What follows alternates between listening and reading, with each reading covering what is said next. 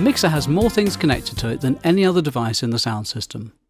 Signals coming in are referred to as inputs. Signals coming out, outputs.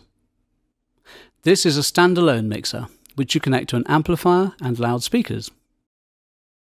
On standalone mixers, the inputs are normally situated here, at the rear, though sometimes you'll come across a mixer with inputs right at the back of the main panel. This is where you plug in the cables from your instruments and microphones, and each of these connects to an individual channel on your mixer, so that you can make individual adjustments to that sound. You'll notice that each channel has two input connectors. One, a multi-pin balance connection called an XLR, which is mainly for microphones, and the other a 1/4-inch jack connector marked line, which essentially you use for most everything else.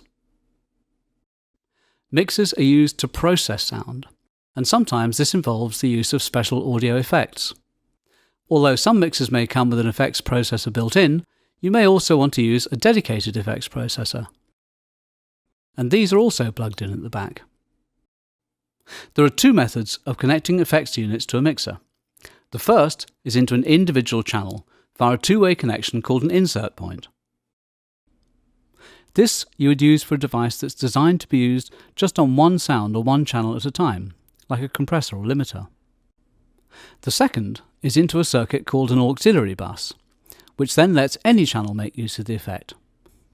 You'd use this method for something like a digital reverb unit. An auxiliary bus is simply a special piece of wiring in a mixer that can be tapped into by other channels or controls, rather like, well, stops on a bus route. So we have a number of sound sources and effects processors coming into the mixer. How does the sound leave?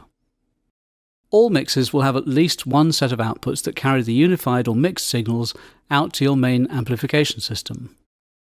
Usually, they'll have a second set of outputs that can send a different balance or mix to an amplification system designed for the musicians or performers on stage to hear, so that they can monitor or listen to themselves and each other.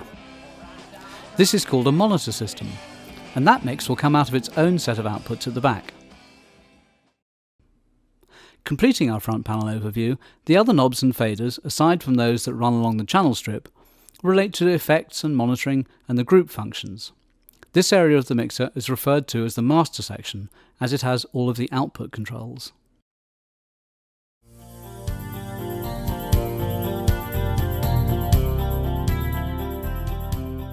We've identified something called a channel strip, but what does it actually do? A channel strip is simply a row or strip of controls that all relate to a single input channel. A quick glance at a channel strip will tell you an awful lot about a mixer: what sort of EQ or tone control it offers, how much flexibility there is in terms of monitoring and patching in effects. At the top is one of the most crucial areas of the mixer, the input. This is important both in terms of the quality of the actual components and the care that you take in terms of setting the input level.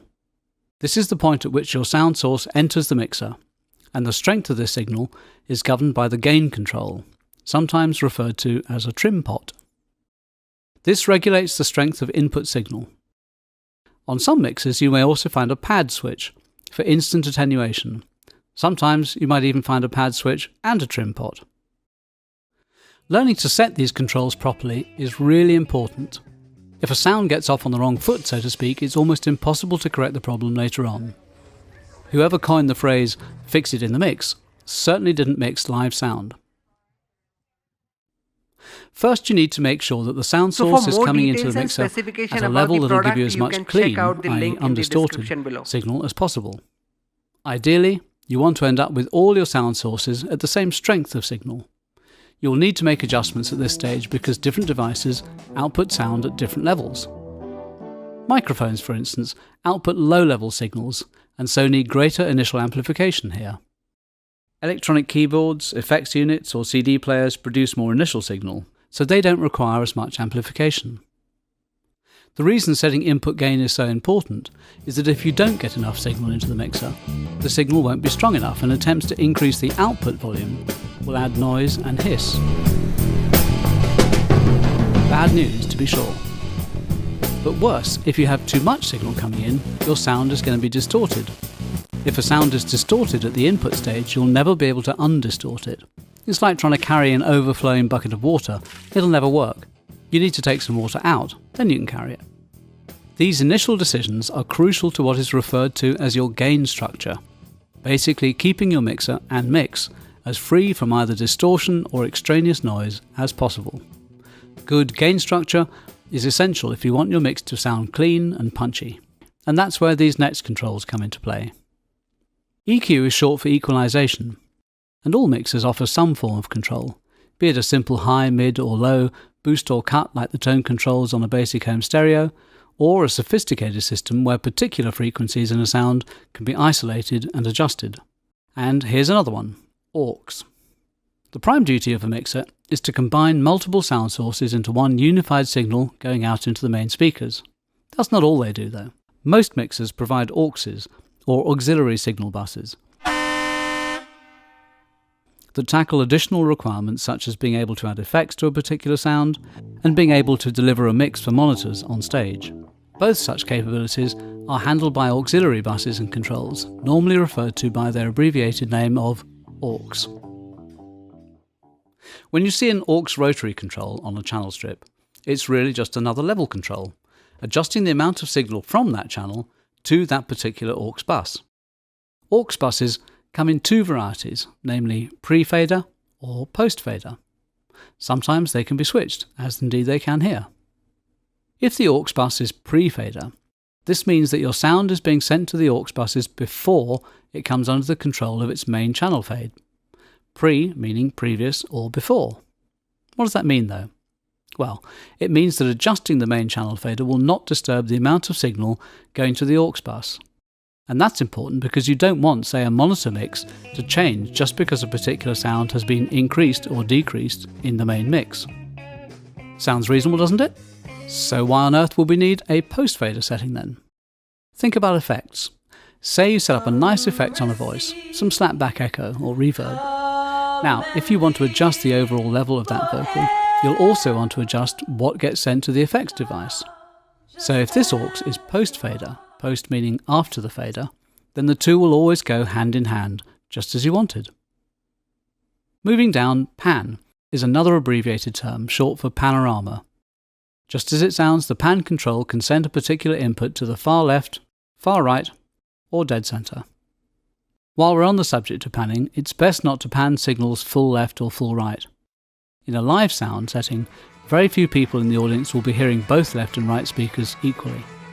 And if you completely pan something all the way to the right, people on the left-hand side of the audience probably won't be able to hear it at all. While most switches and controls actively process or affect sounds, others are there just to help you keep track of things. And this can be very important when you have the pressure of a live show to deal with. This switch, for instance, gives you a helpful visual indication of which channels are on and are being sent into the main stereo outputs. This small switch, marked PFL, which stands for pre-fader listen, allows you to instantly hear the sound of that particular channel in your headphones, no matter whether the channel fader is up or down. And this can be a great help to check and confirm signals without disturbing your main mix. PFL is also extremely helpful when setting your initial input levels, because you can do this A, without the sound coming out of the mains, and B, because you can make use of the main level meters for additional visual help. Finally is the fader or slider that increases or decreases the channel output. Some mixers may use a knob for this, but the function is the same. We've covered a lot of ground here, so let's recap. At the top of the channel strip are the input controls where you set the level of signal coming into the particular channel. This is followed by EQ controls that govern tone. Then come the aux send levels, sending varying amounts of your channel to the monitor mix or to a connected effects processor. And finally come the pan control, channel on switch and main channel fader.